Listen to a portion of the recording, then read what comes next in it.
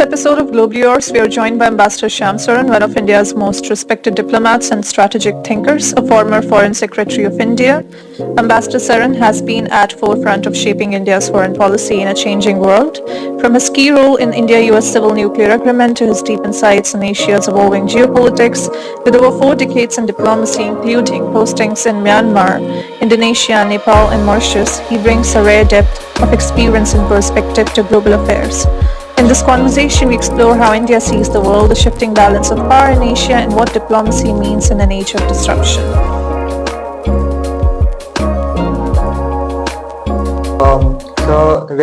We are really grateful that you've given us this opportunity to be here with you and to discuss various aspects of foreign policy, international policy, and India's perspective. And thank you so much, sir. Before we start this conversation about foreign policy and about the various intricacies and the chaotic situation that's going abroad, I want to step back a little bit in time, sir, and I want to talk about the time when you were joining the Indian Foreign Services during the 1970s. And I think we all know that that was a time when the Cold War was on and the world was trying to sort of bringing in a balance between two rival power blocks. So I want to know that at that chaotic kind of time, what was it like? You were a young man at that time. So what was it that motivated you? What was that spark which inspired you to take up this niche of diplomacy and enter the foreign services? I don't think compared to what we are confronting today, that was a very chaotic period. I think in comparison, it was a difficult time. As you mentioned, that there was a Cold War which was going on for quite some time already. Confrontation between the US and then USSR. But India itself was in a relatively good position at that time. There was no major challenge that we had apart from Pakistan on one side and of course China on the other, which has been a long-standing dual challenge that India has faced. So it was not something related to how I saw the international situation at that time, which really motivated me to join the foreign service.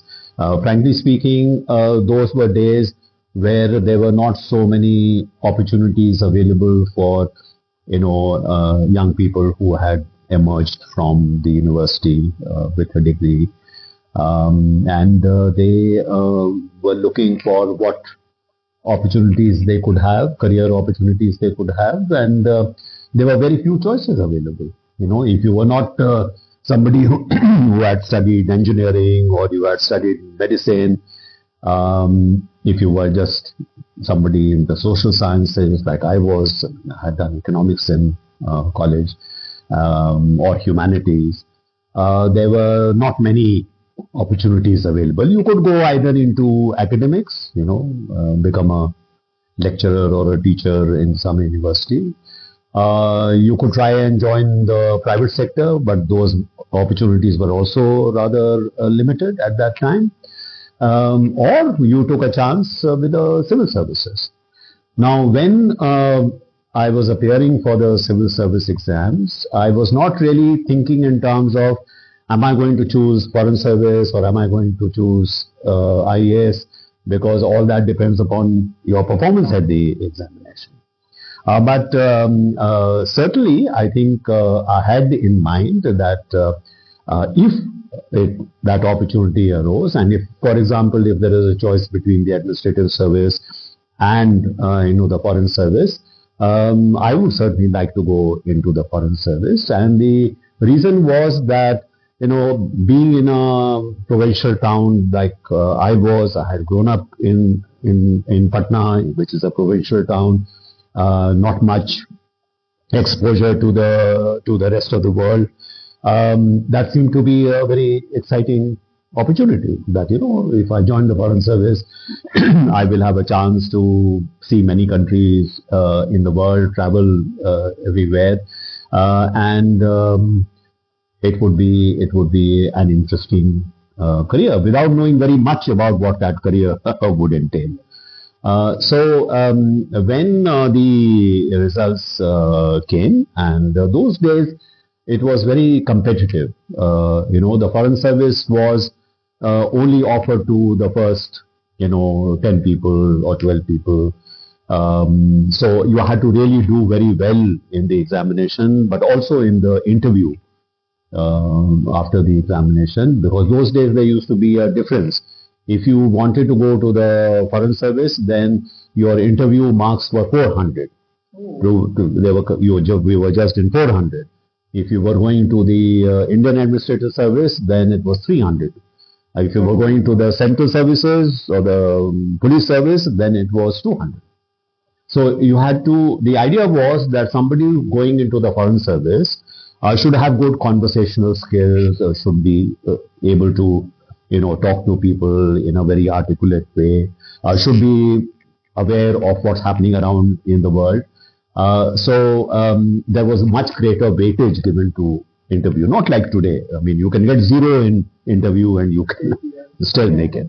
But as I said, at that time, it was somewhat more competitive. And so when the results came and I had done well enough to be offered the foreign service, I had no doubt in my mind that I would certainly want to join the foreign service. As I said, I did not know very much about what the foreign service would be all about, except knowing that I would have to serve, in various countries abroad. And as it turned out, I was, given Chinese as my language.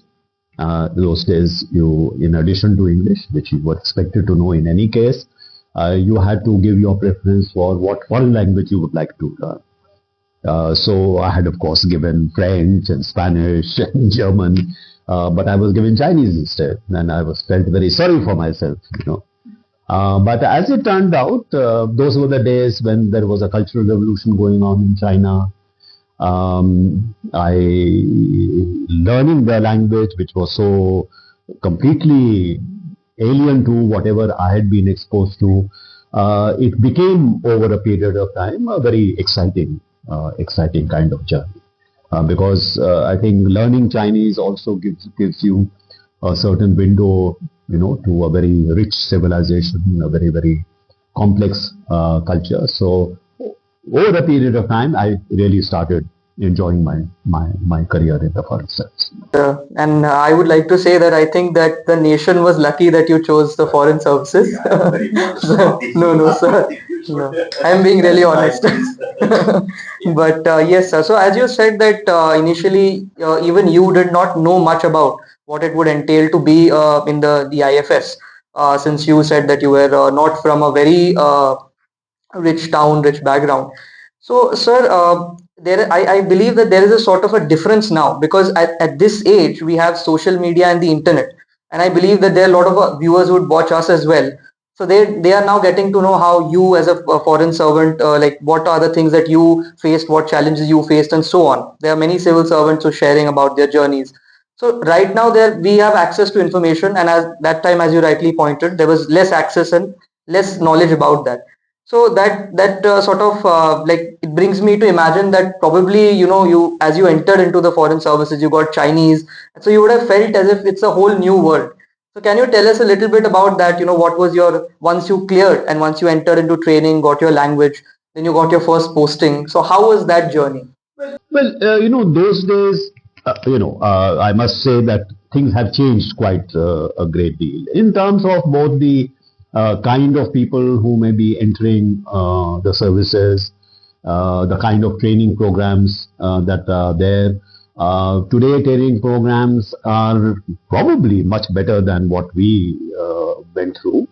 But just to give you an idea, those of us who were expected to learn Chinese, it was of course acknowledged that Chinese was a very complex language, a difficult language to learn. So typically we were given 2 years to become quite adept at the language. And typically those days, the training period for both foreign service as well as for Indian administrative service officers used to be 2 years.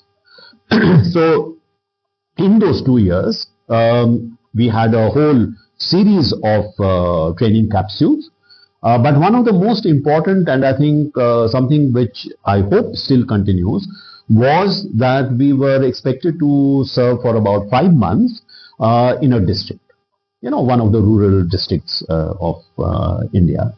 So I was given Jabalpur in Madhya Pradesh as my district training headquarters.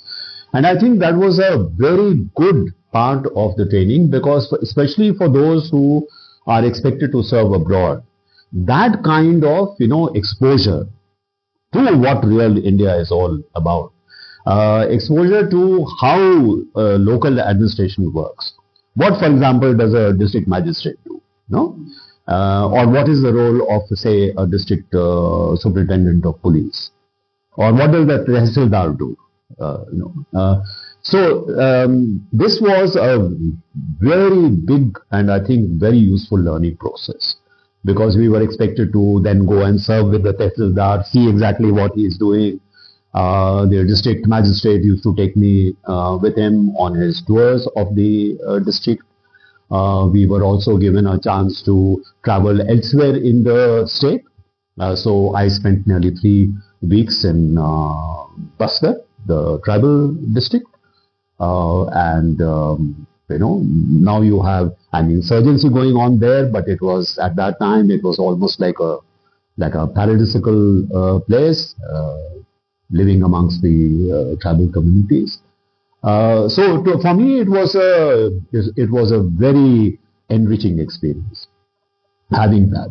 Then the training also included, for example, being attached to the Indian Armed Forces for about 3 weeks.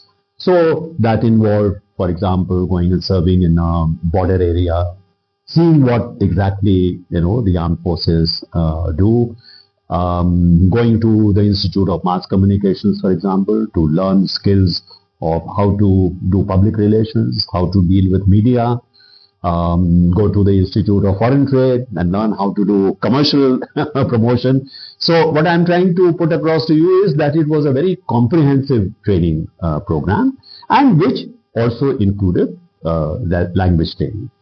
So for those who were allotted Chinese, we had only 1 year of training in India instead of the 2 years, and we were expected to spend about 2 years learning the Chinese language. So those days, China was, as I mentioned to you, undergoing this very chaotic cultural revolution. It was a country which was almost closed to foreigners. So instead of going to Beijing, which normally would have been the case, to learn Chinese, Mandarin, we were sent to Hong Kong. And in Hong Kong, I spent 2 years. I was attached to the consulate there, but I spent 2 years in a school, language school, to learn Mandarin. And only after I had finished those 2 years and became reasonably fluent in the language, only then I was sent to Beijing for my first post. That's very interesting to know, and I believe some of the similarities do exist, because that's what I hear, that a lot of people who are entering into the civil services, since I am also a student of Delhi University, so that's there, the district training, and they do have the Bharat Darshan as well. So that was. I missed out on that because I left a year earlier, so I missed out. That's also a very good program. So I'm not very familiar with what of that particular program still survives. Of course, I think now many of some of the what may have been considered feudal elements in the training program have been given up. For example, when we were in the Academy, National Administration Academy in Mussoorie, it was compulsory to do horse riding. So we had a very nice stable of horses, and we had riding instructor, and we all had to learn, how to ride a horse. That goes back to the period where there were very few roads, especially in the rural areas. The only means of transportation, if you wanted to go and visit villages, in the outlying areas, the only way that you could travel was either walk or you used a horse, rode a horse, and so that had become part and parcel of the training program. I'm not so sure that that continues to be the case. Yeah. Interesting to hear about that, and I believe now we should delve deeper into our discussion and talk more about foreign policy and international relations. So, Veshu, I think you can start up with that. So, in your initial remark, you mentioned that those were the better, that was the better phase than what we are facing today. So, in most of your books, you have, even in your interviews, you have mentioned about a very powerful idea, which is that borders should be seen as connectors and not barriers. It is a beautiful and humanistic view, but today when we look around, we see walls are rising, whether the literal fences or when we talk about the hardened stances as well. So given the recent border tensions with Pakistan and then our persistent challenges with China, do you still believe in that connectors mindset, and how can such a philosophy be implemented in current geopolitical situation where we see there are a lot of conflicts around the globe? So you should, I think, appreciate that when we are talking about barriers and the boundaries that really need to be removed are in our minds. If there are barriers in your mind, then you will start looking for how to put walls around you. So I think that's the reason why, and I agree with you, it's a powerful idea, is precisely because ultimately when we say, for example, Vasudhaiva Kutumbakam, if we say the world is like a family, then the family should not have, walls around members of the family. So even though it is an ideal which we are not able to achieve at this point of time, and there are many challenges to achieving that, you must never lose sight of that idea, that ultimately this is where I want to go. Because from whichever angle you look at India's interests, you might have also perhaps read what I have said, that the Indian subcontinent is one single geopolitical unit. It is one single geo-economic unit. It enjoys all kinds of economic complementarities amongst its different sub-regions. More importantly, it is a single cultural space. There are very strong cultural affinities which really connect us to each other. We have a shared history as a people. So there is every reason why this particular region should be more integrated. There should really not be any borders, because there should be, ideal should be that there should be a free flow of goods, of peoples, of ideas across those borders. Because that is what the reality of this region is.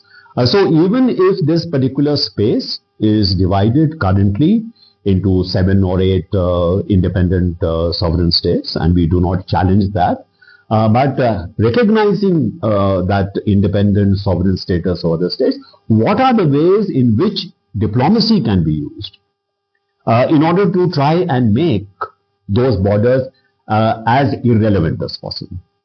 So this is what Dr. Manmohan Singh, as Prime Minister, the very important statement that he made, that look, I look forward to a time where I can wake up in Kabul, maybe have breakfast in Islamabad, and have a lunch maybe somewhere in India. I do not have the mandate to change our borders, but I do have the mandate to make these borders irrelevant. So that idea is something that is not only something like a political ideal, but it is something which is in practical terms very much something which really promotes India's vital interests. If you have that kind of integrated space, and since India is the most powerful country in the region by far compared to all its smaller neighbors, the lead in this respect can only be taken by India. So I would say that this is a challenge for Indian diplomacy, but it is also something which must remain a guiding objective in India's foreign policy. Yes, sir. And sir, since we are talking about borders, and as you said that we must not lose sight of this goal as of Vasudev Kutumbakam, not just in our neighborhood and in the Indian subcontinent, but also going beyond with the other nations that we have relations with. There is one nation, that's China, with whom we have a really bad situation with respect to our border issues. And as you've also worked in the India-China strategy, you were also part of the joint working group on this very issue with China.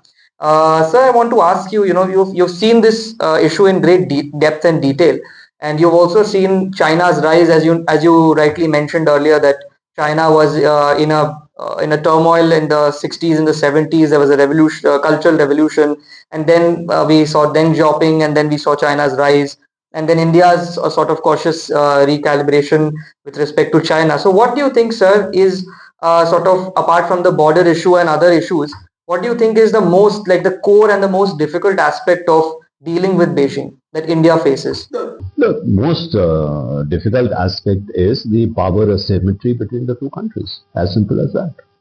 Yeah. That if you were looking at India and China, for example, in the 1990s, even though China had already had head start over India for about 10 years, because it started this reform and liberalization process something like in 1978. We started in early 1990s. So already China had gone ahead of us. But even then, in the early 1990s, India and China had similar GDP. India's GDP per capita was perhaps a little more than China. So we were almost neck to neck at that time. It is from that period onwards where China's growth accelerates, beyond what we had seen, for example, in other East Asian economies like Japan, Korea, Taiwan, Singapore. They all had a phase of growth of something like 10% or more during their period of very high growth. Okay. China went beyond that. China's growth rate sometimes reached 15% per annum. There were certain years. India has never gone beyond 8 to 9%. So over a period of time, what has happened is that while China has forged ahead, we have grown, yes, but the gap between the two countries has become larger. Now, when you have that kind of a power gap, which is not only in terms of incomes, but it is also, for example, today in terms of the military, strength of the two countries.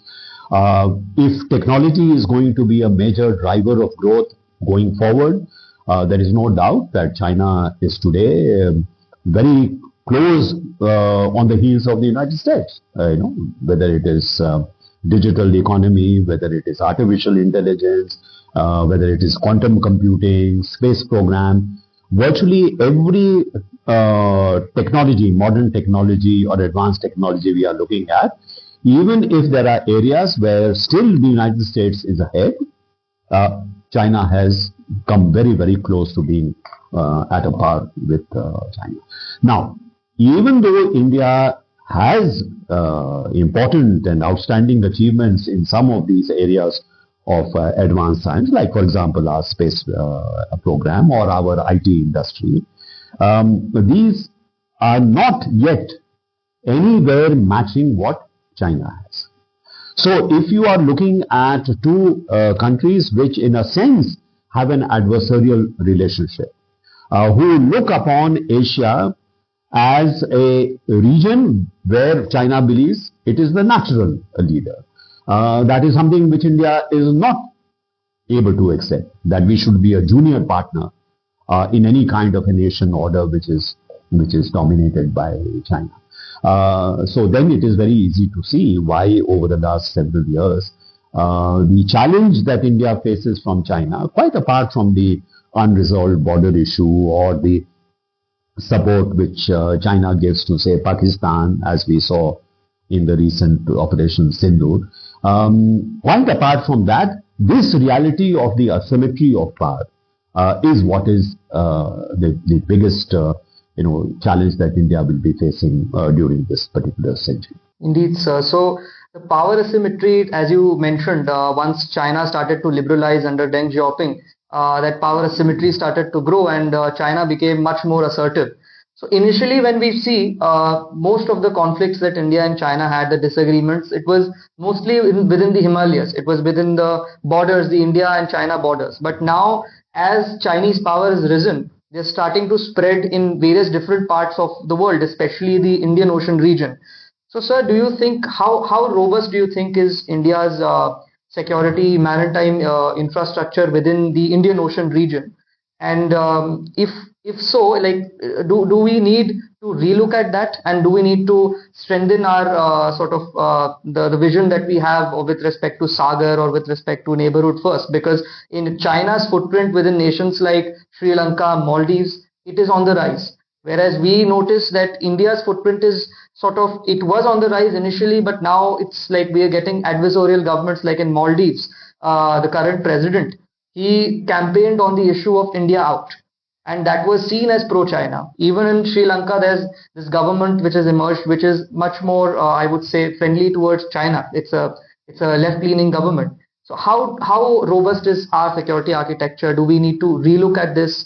What are the weaknesses? What are the strengths? Can shed a little bit of light on that, sir?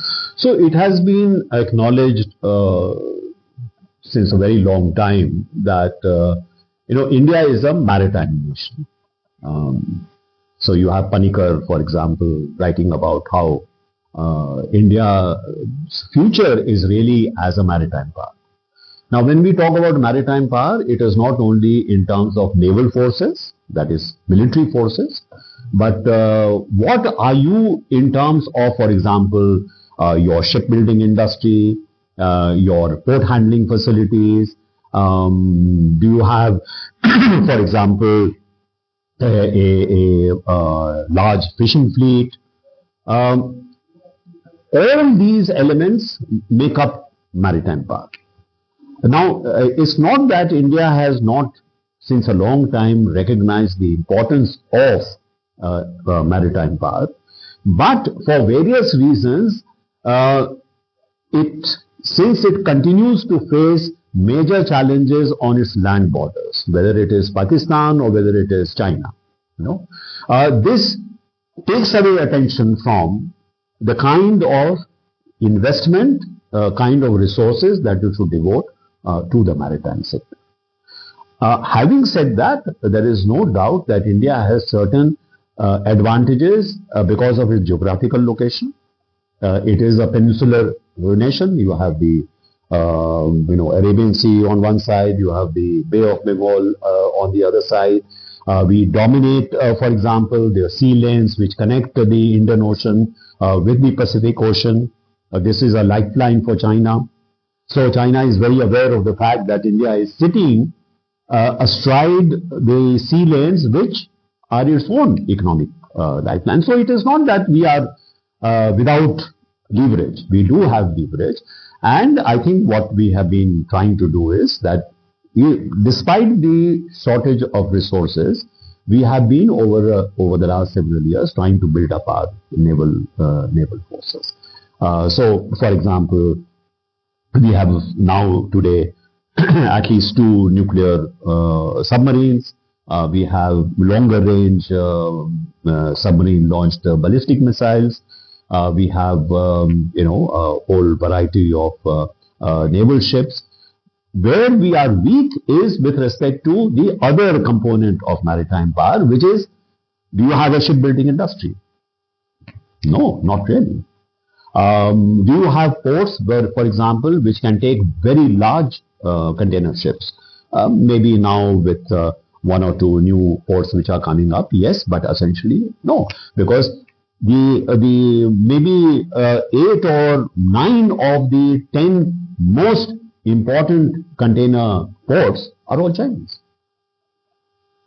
So what China has done is that it not only has it paid attention to its naval power, but it has also paid a lot of attention to maritime power, which is a distinction sometimes we do not make. We think we have lots of naval ships, we have some submarines, and therefore we are a major naval power. No. You need other components of maritime power as well. So that recognition perhaps is coming today, and therefore, some investment is being made. But this kind of trade-off will always be there, because as soon as you start facing a live threat on your land borders, then everybody's attention then, of course, goes there and say, okay, I mean, Navy is important or the maritime is important, but right now the current threat we are facing is on the land borders. Therefore, this has to wait. That is the dilemma any country which has a limitation of resources will face.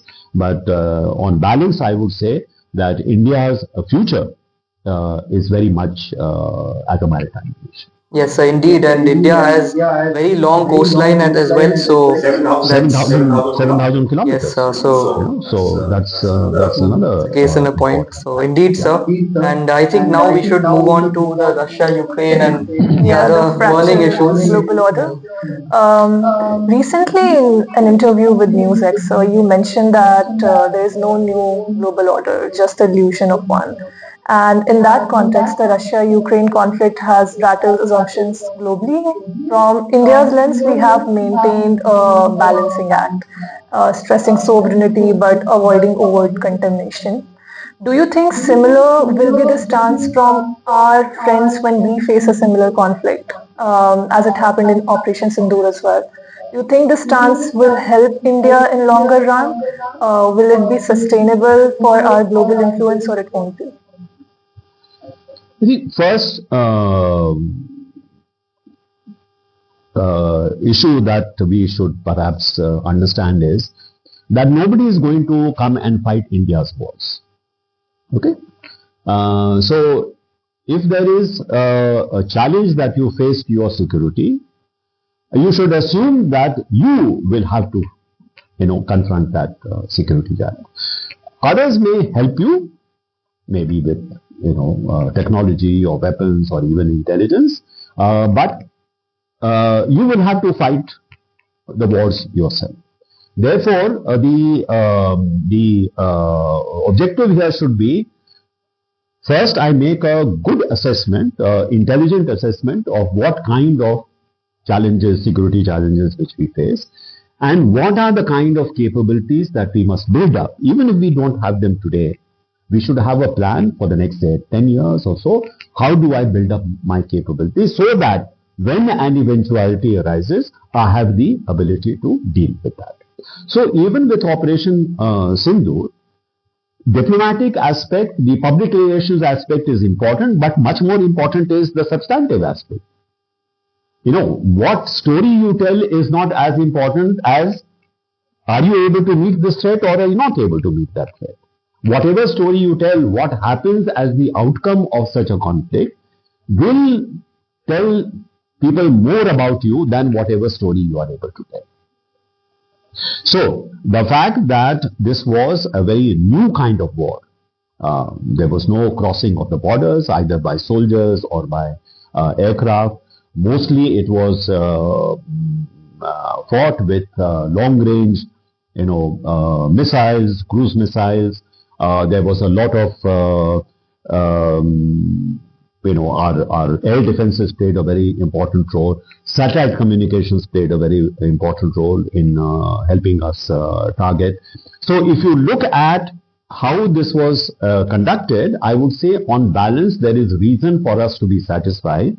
that over the last several years, understanding how the nature of warfare has changed, and there, what we have learned, for example, from the Ukraine war is very important. Because as you can see, most of the innovation in modern warfare is taking place there. The use of drones, for example, the use of long-range missiles, for example, the importance of satellite communications. If the Starlink satellite communication system had not been made available to Ukraine, it would have been in a very, very difficult situation. So the fact that we have our own satellite communication system, the fact that we have access to the GLONASS from Russia, the Galileo of the Europeans, the GPS system, and our own navigation. So this gives you multiple satellite communication networks that you can utilize whenever such a kind of a war takes place. It is much more digitally governed kind of warfare, networked warfare which is taking place. So the good news is that if I see what has happened in Operation Sindoor, we were able to deploy the full weight of these new technologies in trying to meet the threat. And substantially, I would say, we were successful. So that is much more important. So yes, of course, you should make the effort as we did, sending delegations outside, explaining our viewpoint, the threat faced not only by India but by the world at large from cross-border terrorism. All these are important. But ultimately, what really tells is what actually has happened in terms of how you have dealt with this threat. So that should be our objective. That while we certainly look at the diplomacy aspect, we should continue to build up our capabilities so that when issues arise in the future, we are able to deal with that. Now, one other aspect which came out from this particular latest round of clashes with Pakistan was how much of a role Chinese weaponry played in this exchange. How much of maybe satellite support the Chinese were giving to Pakistan. How much of very modern long-range missiles were used by the Pakistanis. These were all of Chinese origin. Now, we have always talked about the challenge of a two-front war.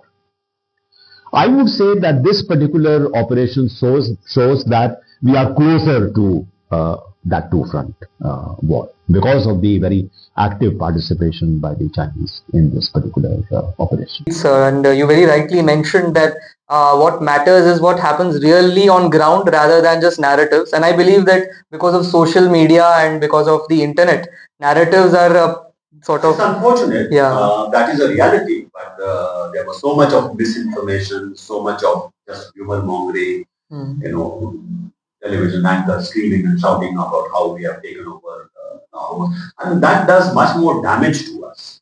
Yes, rather than if somebody says, oh, this is raising your morale. No, it is not raising.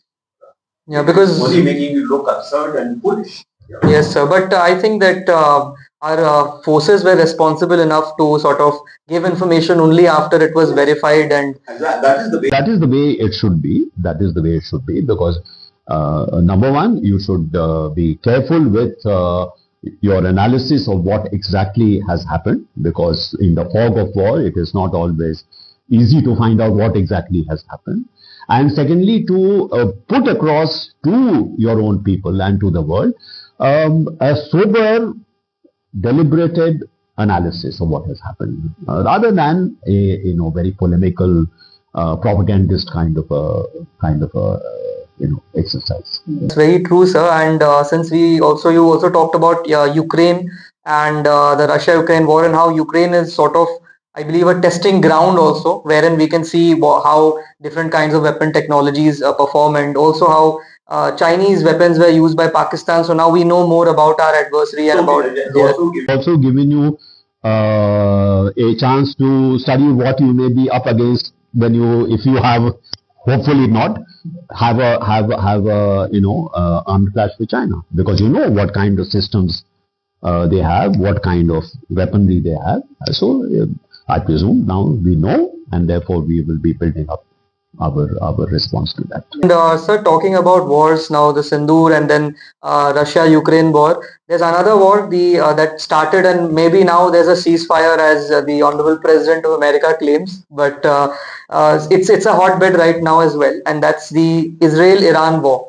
So, sir, with respect to Israel and Iran, and if we compare the Western response with respect to Russia-Ukraine on one side and Israel-Iran on the other, we see that in Russia-Ukraine war, America and the West, they were very quick to say that, raise issues of sovereignty and international law and criticize Russia.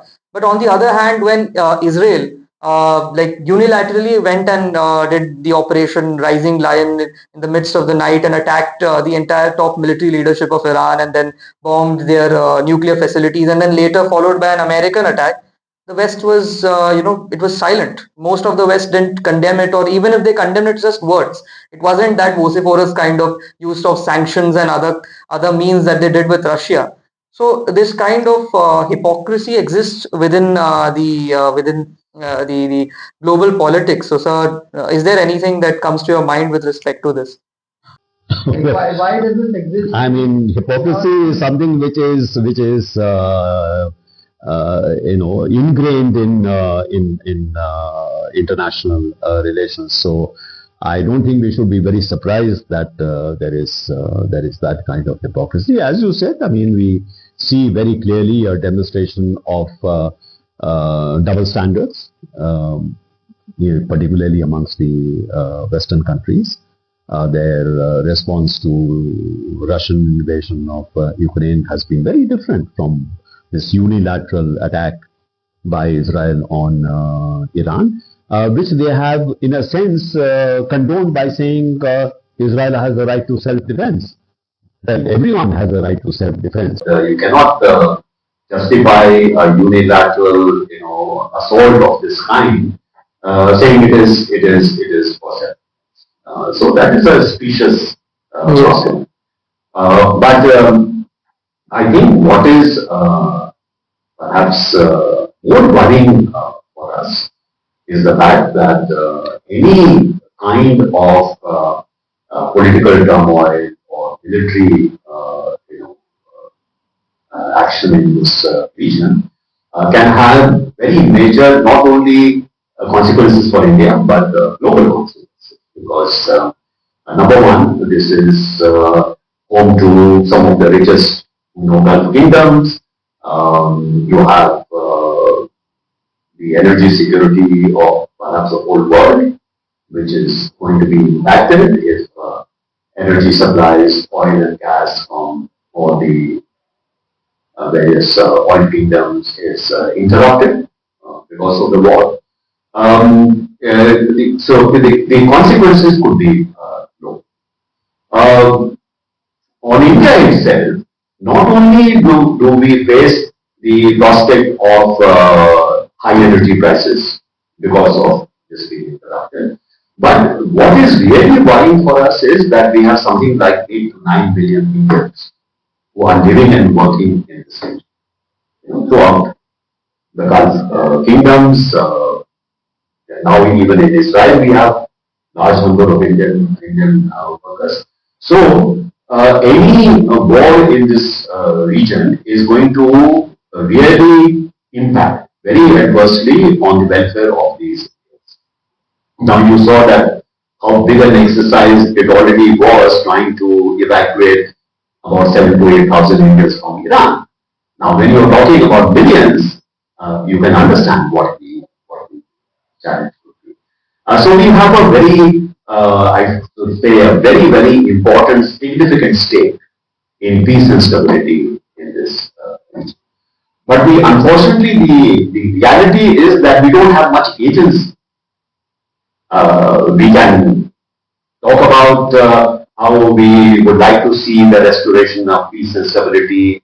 We can welcome a ceasefire, but our ability to actually go to Israel and say don't do this, or our ability to go to Iran and say don't do this, or try to broker some kind of peace between the two, we have to recognize that our agencies, it is the big guys who are actually calling the shots. So this is a vulnerability that we have to be aware of. I'm not so sure. Many people say, "Oh, India is only standing on the sidelines, not doing anything." What can we do?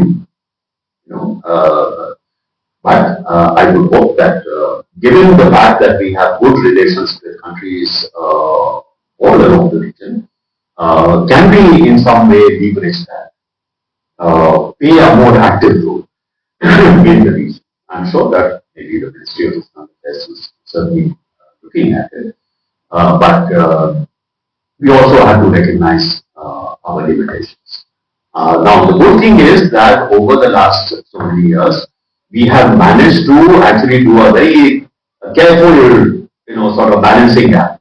We have been able to establish very good relations with Israel, and Israel is a very important partner for us, especially when it comes to technology, when it comes to defense. Some of the high technology weapons which were utilized during operations in Noor, these were a result of our cooperation, collaboration with Israel. So this is an important relationship. We may not like what Israel is doing, but also at the same time, there is a reality that this relationship is important for us. But we also have very important relations with Iran. These relations are civilizational. They go back, a few thousand years. The cultural affinities are very, very strong. Importantly, Iran has been a largely benign partner for India, particularly when it comes to our very difficult relations with Pakistan. The fact is that our access to Central Asia, for example, that north-south corridor that we have been involved in, or the Chabahar port in which we have invested so much. For those reasons also, Iran is very important to us. So, taking into account this very important and sensitive relationship that we have, perhaps we should be thinking of some maybe creative ways in which we can play a more active role in ensuring that our interests are safeguarded.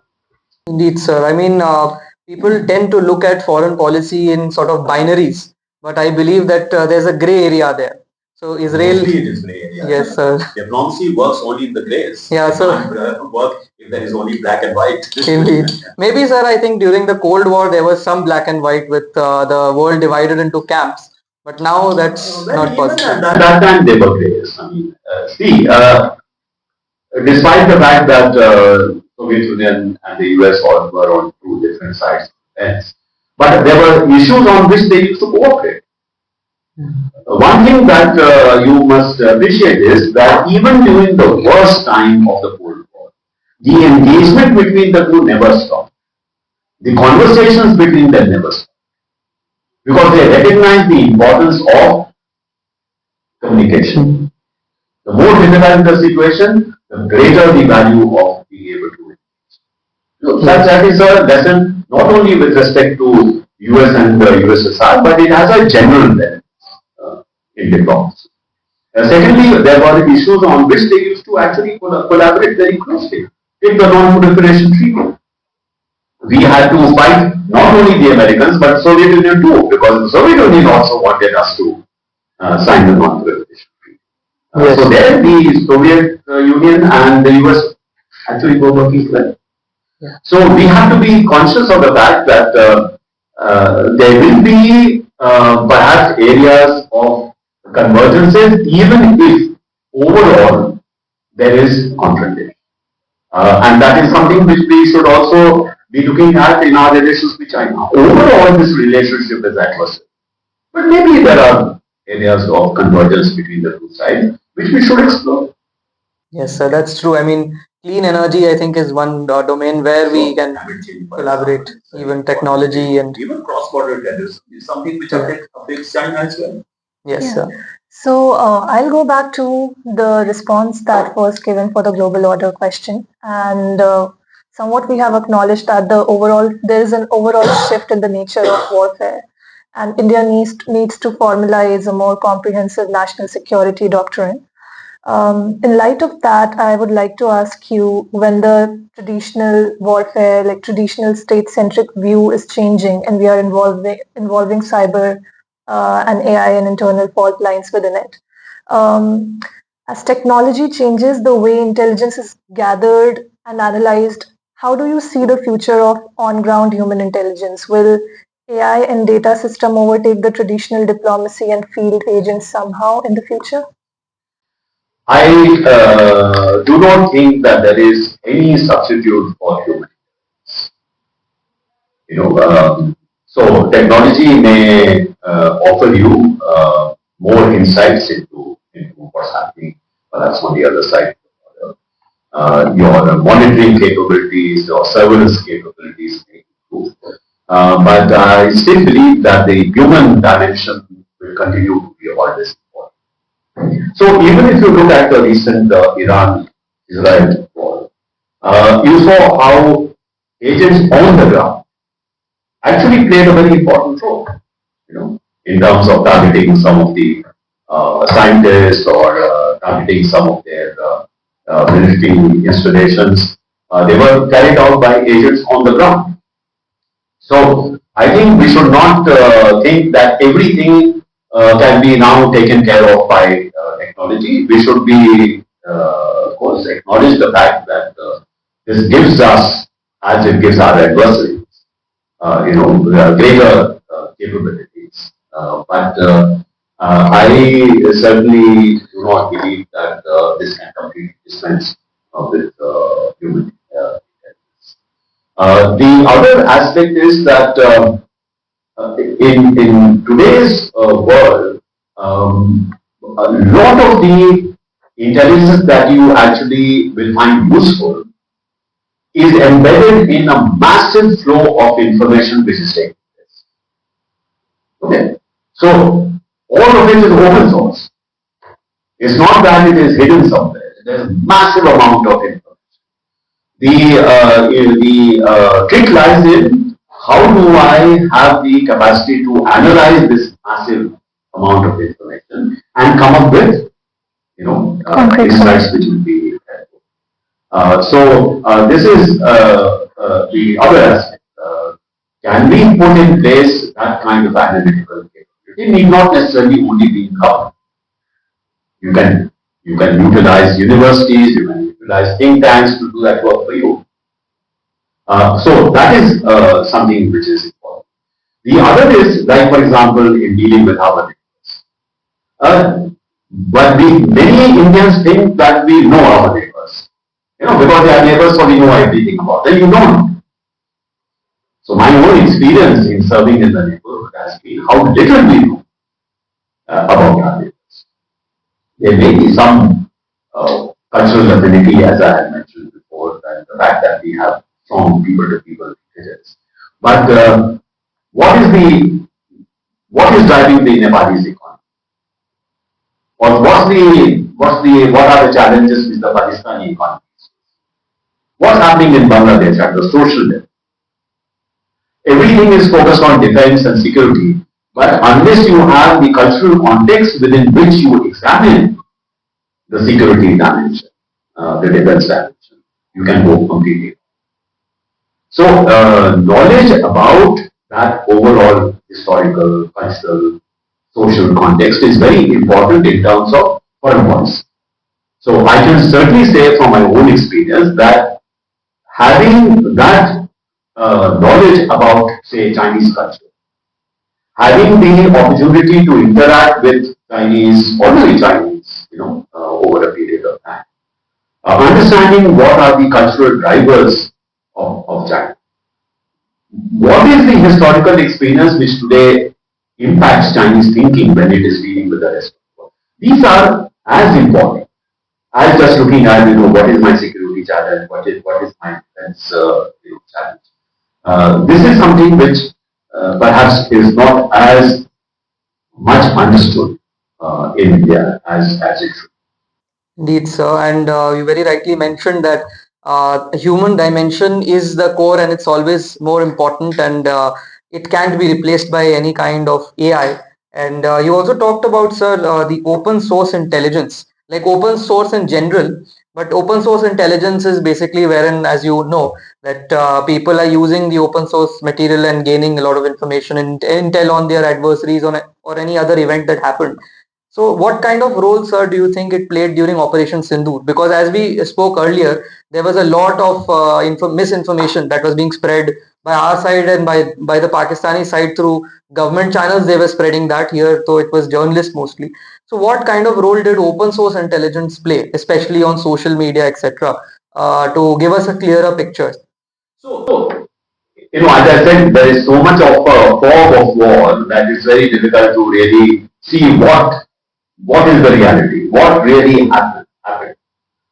So in that sense, there are some things which are available to government, but they are also available to whoever is interested. So you can today, if you have the money, you can buy very high resolution satellite imagery. You can tell the satellite imagery company that look, I want imagery of these particular coordinates at this particular point in time. So when actually the clash was taking place, is there imagery available? Now you would have seen later on some of the Indian channels or even the foreign channels, they gave you evidence of what kind of damage was done to some of the air bases in Pakistan. Yeah. So what I'm saying is that civil society, very broadly speaking, today has access to information which normally would have been available only to states. So in that sense, there is a kind of democratization that has taken place. And government is not the only, source of or repository of information and knowledge. Now that complicates diplomacy, but in some sense it also makes it easier because you have now many more sources that you can look at in order to try to come to some kind of an intelligent assessment of what really has happened.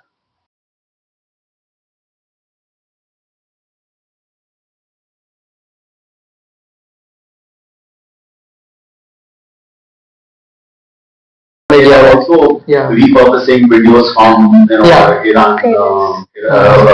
Gaza conflict, or what may have happened in Ukraine itself. So we have to, now you have the means to see whether this is a false image or it is a real image. Yeah, we should be more well aware about how we can discern between the general public in India is not. Yes, sir. That unfortunately is an issue. But we've been talking about these issues, AI and data, but I want to sort of take us back towards your career, sir. We talked about your career initially and then these broad issues. So, sir, you also had played a very important role in negotiating the India-US civil nuclear deal back in 2000, the early 2000s. So it was indeed a very watershed moment for us. Our nuclear isolation had come to an end, and we were able to gain access to the resources and at the same time maintain our minimum nuclear deterrent with our weapons stockpile. So it's, I mean, as a student, I find that to be a very complicated kind of scenario. And for years, the US isolated us and the American allies sanctioned us. Nations like France maybe were on our side. So, sir, how did you sort of navigate the ideological and the policy landmines, I would say, of this entire negotiation? Like, what were the things that you did, and what were the issues you had faced? How did you negotiate around them? And how was India and US able to find some common ground and bring in this agreement? Well, that's a very long story and probably it take several hours to narrate that story. Let me just make a few points about that. Number one, what is the context within which this happened? So it is not that one fine morning suddenly the US and India woke up and said, okay, let's have a civil war. So you already had during, for example, Atal Bihari Vajpayee's Prime Minister's death. Already the US and India had started reaching out to each other after the sanctions, etc., were put on India, after we had our nuclear test in 1998. You remember there were several rounds of talks between Mr. Jaswant Singh and Stoke Talbot from US to try and see that despite the fact that we had, this major kind of a confrontation between India and the US on this issue, is there something that we can do in order to improve our relations? Because the US had come down very heavily on India, as it did on Pakistan as well. So those talks led to some kind of an understanding, even if not an agreement, as to where each side was coming from. So obviously, for the US, the non-proliferation, regime was very important, not allowing additional countries to become nuclear weapon states. For India, it was a much more, nuts and bolts kind of a security challenge, because we already knew for several years Pakistan was engaged in a clandestine pursuit of nuclear weapons. It was already known that the test of Pakistan's nuclear weapon before 1998 was probably carried out at a nuclear test site in China, perhaps in 1987. There is evidence of that as well. So we try to convey that, look, we are faced with a very difficult situation where we have a nuclear weapon state to our north, and we have a state which has already, in a sense, with the help of China, already developed some kind of a nuclear weapon. So where does that put us? Look at the kind of security challenge which are. So I won't say that we therefore came to some agreement, but we came to some understanding of what the perspective was from each side. So there was a greater understanding of where India was coming from. Secondly, after 2001, the 9/11 attacks against the World Trade Center in the West, the tolerance in the US for terrorism, almost completely evaporated. So where they were ready to look at what Pakistan was doing across the border in India, well, this is part and parcel of an India-Pakistan, confrontation. These are also maybe freedom fighters, which Pakistan says is more complicated than what India is trying to make out. Thanks to 9/11, it became very clear that terrorism in any form is not acceptable, and that put a huge pressure on Pakistan, particularly since Pakistan's relationship with Afghanistan had, in a sense, contributed to this particular attack against the US. The fact that India had managed, despite having 200 million Muslims, one of the meetings that our Prime Minister had with Bush, Bush said that, what we are most impressed about is that here is a country, a secular country, with 200 million Muslims, and not one single example of a jihadist emerging from India has been ever found. And that is something quite remarkable. And then he had, I think, very genuinely, that sense of affinity with democracy, this 9/11 attack had been an assault on democracy, that democracy is something which needs to be preserved, safeguarded. Democracies must come together, and here is India, which is the largest democracy in the world, a very vibrant democracy. We should be really seeking a strong relationship with India. So when we started more substantive negotiations, Then we came up with what is known as the next steps in strategic partnership, where there was a genuine attempt made to see the negative legacies of the past, which really prevented the relationship from becoming closer. How do we deal with those negative legacies of the past? So technology denial, for example, or the nuclear issue. These were all barriers to our seeking closer relations between each other. So next steps in strategic partnership was, even if we have these different positions, are there limited ways in which we can perhaps cooperate with each other? So take for example the nuclear issue. We can't really, because you are not part of the non-proliferation treaty, you are not willing to accept full stop safeguards, we can't really do very much about it. But can we work together, for example, on balance of plant, not on reactors, but how to ensure safety of reactors?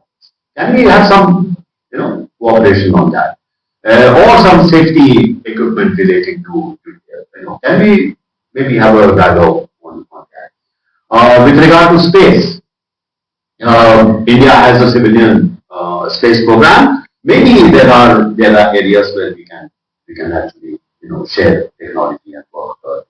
So some kind of a limited cooperation, despite those barriers, was agreed upon. So it is not that we started from scratch. We already had that in the background. And then, of course, the Americans were very interested in establishing a closer relationship with India. One, because by this time they had begun to see China as a very major emerging challenge. They had also seen India, of course, as I mentioned, that this is a vibrant democracy with which we should have strong relations. They had become aware of the capabilities of India, say for example in the IT. So you remember when the changeover from the 20th century to 21st century. IT came up. Yes, sir. So a big role played by Indian IT specialists. So the Americans became aware of, this is a country with quite substantial, technological capabilities. So already had been aware of what India had been able to achieve, for example, in the nuclear energy field, despite the sanctions, or maybe because of those sanctions. Or the fact that India's space program was a very impressive program. The role of the Indian Americans in the United States, that had started becoming much more apparent to it. So there were a variety of reasons why, when looking at the changing global situation as a global power, it seemed to the United States of America that in facing emerging China challenge, India, which may not be an ally of the United States, but India for its own reasons will be pursuing policies which would support what the US is trying. So a partnership, not an alliance, but a partnership made sense. So in 2005, therefore, after I had taken over as Foreign Secretary, the conversations that I had in Washington, there was a great interest in welcoming Prime Minister Manmohan Singh on a state visit to Washington to really display that US was interested in a stronger relationship. And then the question, of course, arose, well, if this is going to be a strategic partnership, what should be the nature of this partnership? So, the point that we were making was that, look, you can't treat India both as a partner as well as a target. Yes. You are targeting us with regard to technology denial regimes because of India becoming a nuclear state. Or you are saying we will not be able to share space technology with you because even though you have a civilian space program, it gives you the capability to make missiles. Every time India used to test a missile, they used to make a demand saying, This is not. So the constant dialogue was, okay, if we are going to have this partnership, and of course for the same reason of this growing China challenge, it makes sense for us to have a stronger partnership with the United States. But in order to head in that direction, we had to somehow sweep the floor of many of these targeting mechanisms that we put in place. So that is how this began. We at that time we were facing a big challenge because Tarapur was running out of nuclear fuel. Other nuclear plants were also facing problem with regard to fuel because even though we produce uranium, it's not in large quantities. We were very heavily dependent upon imported fuel. Even though there were restrictions from other Western countries, we still used to get nuclear fuel for the first the Soviet Union and then from Russia. But Russia then became part and parcel of the nuclear suppliers group, which forbids any of the NSC partners from having any kind of civil nuclear cooperation with a country which is not a party to the NPT and which does not have full scope safeguards on all its nuclear, which obviously we did not. Yeah. So that is how we started the negotiation, saying first, if we have to have this partnership, can you at least, as a goodwill gesture, make fuel available for Tarapur? The response from my counterpart was, if we have to do that, we in any case have to change the law. The Atomic Energy Act has to be amended, even if we have to make this exceptional supply window. So why not make the legal change so that we can actually resume civil nuclear cooperation? So that was a very bold idea, but it also required us to take that risk because we also had on our side very negative experience of the US, which made us very cautious, very wary of going into that kind of thing. So it was a judgment call. Do we want to take that risk? And we did. Yes. And of course, we went through a lot of very difficult negotiations. But in terms of why we must understand how to do negotiations, particularly with a stronger power. One is you need to be very clear as to what your objective is. What do you want to achieve? Secondly, what your deadlines are. That is, I cannot give up something which is vitally important to me just to get the. So the other mandate, like the mandate which was given to me as a negotiator by the Prime Minister was, whatever you do, there cannot be any kind of limitation on our strategic weapons program. That is, we will have civil nuclear energy cooperation, but there should not be even a hint that somehow or the other this will involve accepting some kind of a limitation on our strategic weapons program. So if you look at the Hyde Act, which was a very key legislation which was required in order to allow civil nuclear cooperation to take place, you have a permanent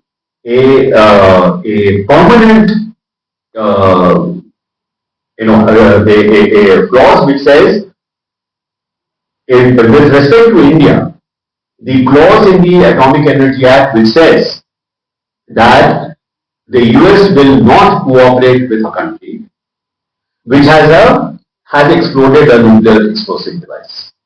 Okay, so that had to be, exception had to be there. So that exception was. Second was, will not cooperate with a country which has an active nuclear program, that is actually involved in the manufacture of nuclear explosive devices. You were given a pass on that. Or that you cannot cooperate with a country which does not have all its nuclear facilities under safeguards. So there also an exception was made. So these were three permanent exceptions which were made for it, which is huge. Yes. Because essentially you were made an exception to the non-proliferation treaty. That was, of course, I think a huge diplomatic gain for India. It opened the door not only to civil nuclear cooperation with various countries. We could import large capacity reactors from other countries, but more importantly, the fuel shortage we were facing. We were able to enter into long-term fuel supply agreements with a host of countries in Africa, Latin America, the US, Canada, Australia. So today, nuclear fuel is not a constraint on our nuclear program.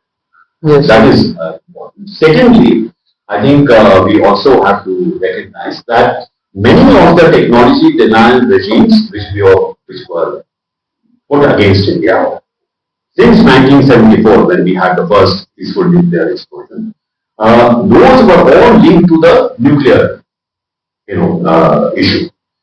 So first, anything to do with nuclear was denied to us. Then they said anything which was dual use, which could be used for the nuclear sector, will also be denied. And this went on expanding.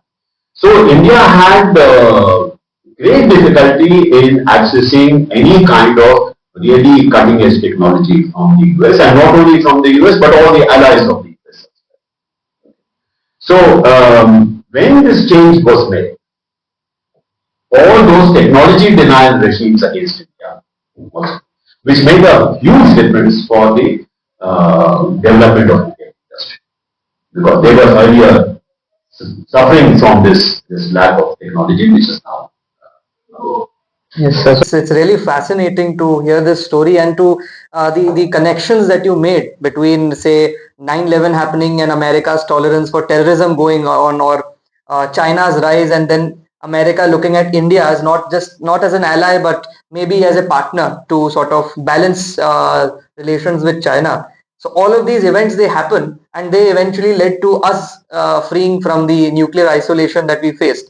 And in a sense, I feel that this deal, it opened the doors for our future, because they are very important for our yes, sir.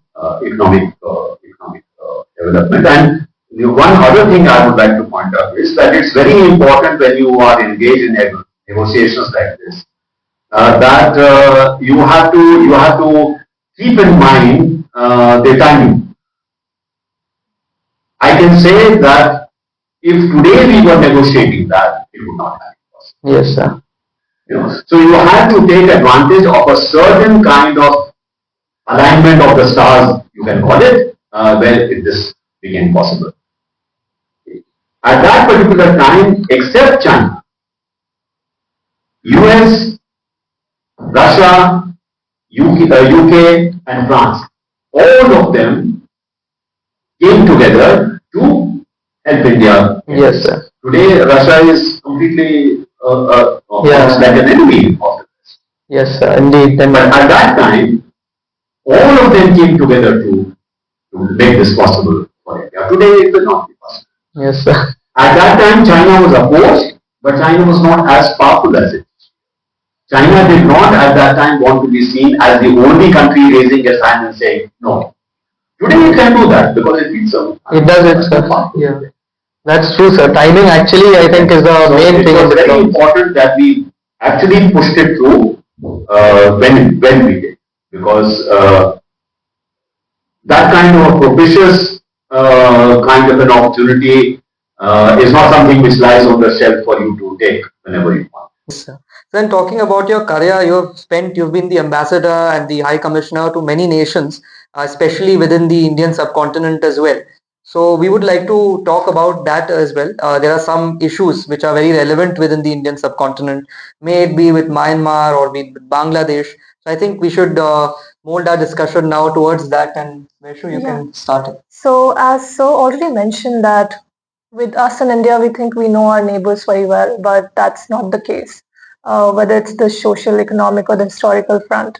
So my question would be that you were ambassador to Myanmar and you saw the country at a crossroad. back then. So were there signs of eventual coup already when you were there? And do you believe India could have played a more proactive role to prevent the rollback of democracy in Myanmar? The simple answer to that is not really. In terms of the democracy part, of course, we maintain our links with the National League of Democracy, headed by Osam Suki, and we certainly welcome the partial restoration of democracy which took place, and she became the state councillor, not the top leader. In terms of assisting with, for example, their legislative activities, giving them access to our own parliamentary library and training programs for legislators. We try to help them in that respect, and also, of course, a number of economic and social development programs. But the fact is that we did not have much of an influence in terms of directing domestic developments. Neither did the others, even the most powerful countries did not have. Our main focus was that number one, this country is very important to us for the simple reason that we have a 1400-kilometer long border with this country. And this border is in the northeast. We have Arunachal, we have Nagaland, we have Manipur, and we have Mizoram. These are the four states which are along this border. As you know, these are also India's security-wise. These are also maybe some of the most sensitive states for India. You see what is happening today, for example. So, any kind of cross-border, intervention in this would make life very difficult for us. So we even had some of the insurgent groups had camps on the other side, on the India, and that was a major concern for us. So there is one is the fact that this country is abutting four of the most sensitive Indian states in the north, and that is the reason why it has such. Secondly, we were also deeply concerned about the fact that not having closer engagement with the military regime in Myanmar had opened the door to a lot of influence by the Chinese. So they had become taking advantage of the fact that Myanmar was isolated because of its military government. It was shunned by the West. The Chinese had established a very strong presence. Now, in any neighboring country, if China is going to have a very strong dominating presence, including a military relationship with what was the military government, naturally that caused a lot of pressure. So our effort was to see, even if we cannot in some way try and prevent Chinese influence, can we at least as a very important neighboring country establish some kind of a countervailing presence? Allow the Burmese to do a little balancing themselves. And they were interested in that. Even the military generals were not very happy with the dependence that they had on the Chinese, because the Chinese were also being very overbearing, very demanding. They were not really very sensitive to the concerns of. So the generals were also looking for ways in which they could diversify their relationship. So when we decided to reach out to them, they responded positively. So we did have, over a period of time, we were able to in some way try to balance that Chinese presence.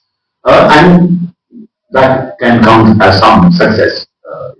So we did not really, beyond expressing the view that it would be good if Aung San Suu Kyi could be released from prison, that she was in prison, that some restoration of democracy would be a good thing for Myanmar. It would also enable other countries to engage with Myanmar, contribute to their economic development. Did not always make much impact, but at least we took that position as a democracy. we did pick that up. So we were very happy when at least a partial restoration of democracy took place. And for some years, it seemed as if even though the army was enjoying a very strong influence there, that there was a trend towards greater democratization. Now, for what reason the army general decided to that this had to be done away with, we don't quite understand. But you see what the result has been. That this is becoming a fragmented country. This is becoming a country where the central government has very little control beyond the cities. Even the areas around our border, which used to be relatively stable and peaceful, these have become now very difficult for Myanmar army to control. You have constantly people coming across the border from different groups, and that means we have a difficult situation. Indeed, sir. And I feel that maybe we are in a sort of a fix because now it's the military government which is ruling there. And we have to show our support for the democratic government as well because the government in exile. So we have maintained contacts with them. Yes, as we have with the military government. Because in dealing with the situation on the border, you cannot but have some contact with those groups. So for practical reasons, so it's a very difficult balancing act. But I think given the fact that we really don't have much control over what is happening inside, even the Chinese don't have so much control, although they have much stronger linkages with some of the groups. But even they have not been able to really control the situation. Yes, sir. Nor the us. Yeah.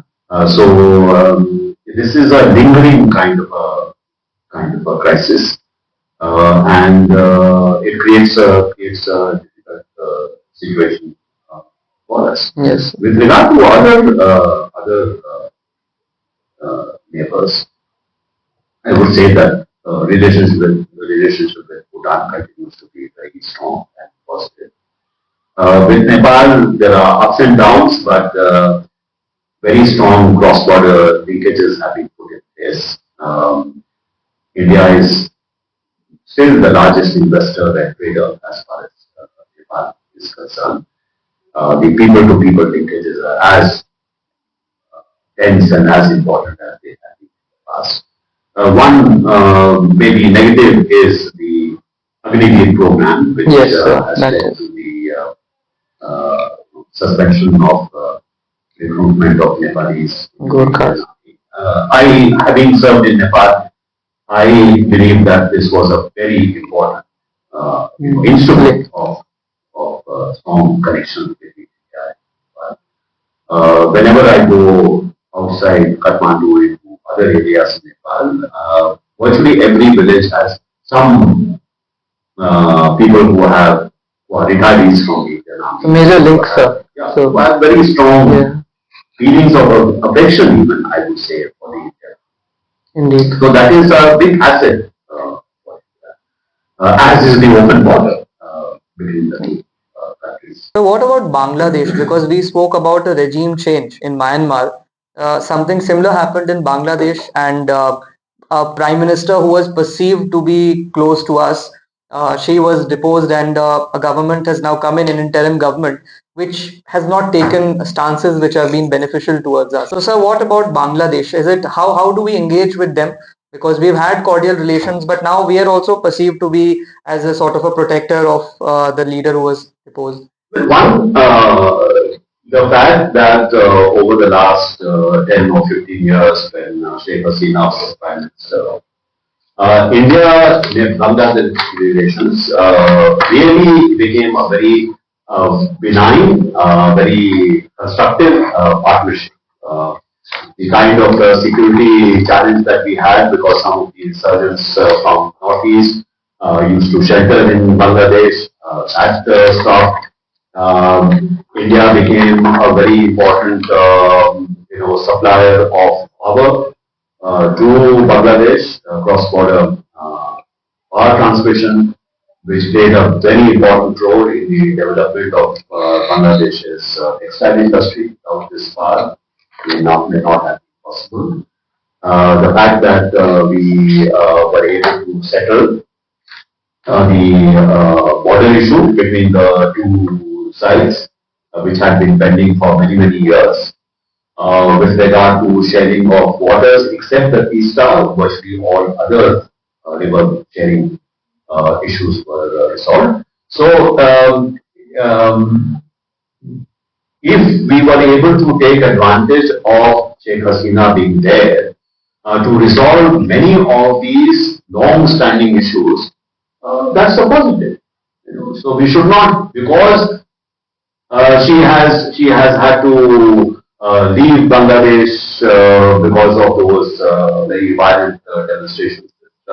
Should not then wipe out, the very positive trends which we saw in the relationship in the past. And much of that, our effort is to make sure that they survive.